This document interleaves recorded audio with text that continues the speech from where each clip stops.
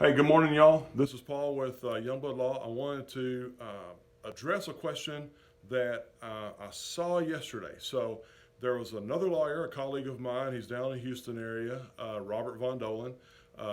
He posted a little video about uncontested divorce, the myth of the uncontested divorce.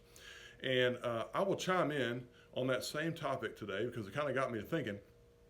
But how many times have we had someone call our office and say, hey man, I need a divorce and it's all uncontested. We have everything worked out. The only thing left we have to work out is a possession schedule of the kids.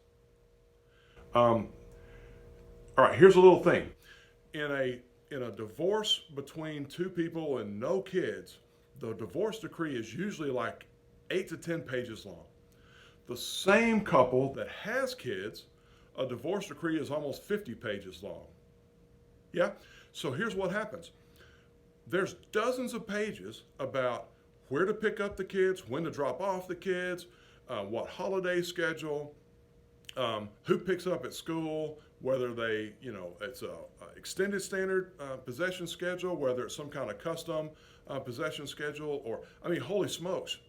If you're telling me, yeah, our divorce is all uncontested, except for we still have to figure out what we're going to do with the kids, that is not an uncontested divorce.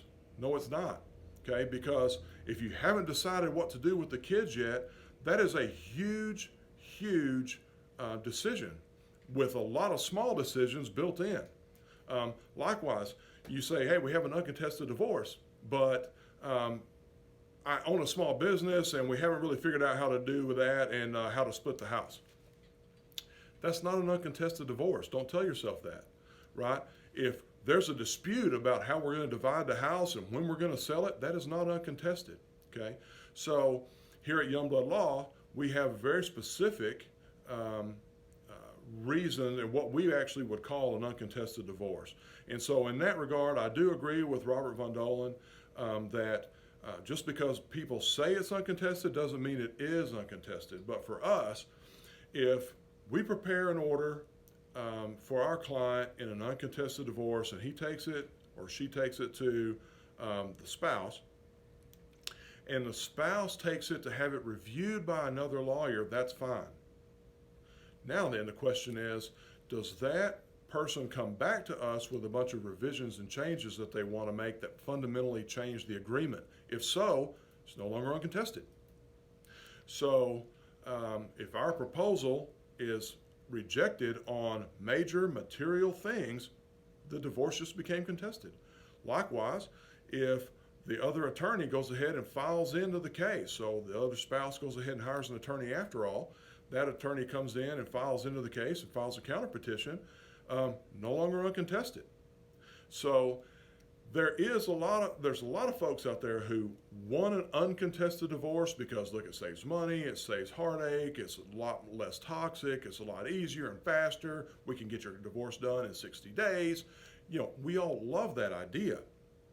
The reality is uncontested divorces are pretty rare. And if you still have not figured out, well, all we have to do is figure out what to do with the kids or what to do with all our property, you don't have an uncontested divorce. You've still got a lot of issues that are up for grabs. So we're happy to work through it. Check out our website, y'all. I mean, our model is to reduce the level of conflict in a case anytime we can. We never generate conflict. And what we want to do is make things as non-toxic as possible. We want to get through the divorce as fast as we can, as easy as we can, without screwing up the kids, and to put our client in the best possible position after the divorce, financially, emotionally, mentally, and parentally. We want to make sure they're a good parent. So this is what we're trying to do. We're not going to generate conflict, but we can take a relatively high conflict divorce and make it easier just by cutting through the garbage and getting down to the business.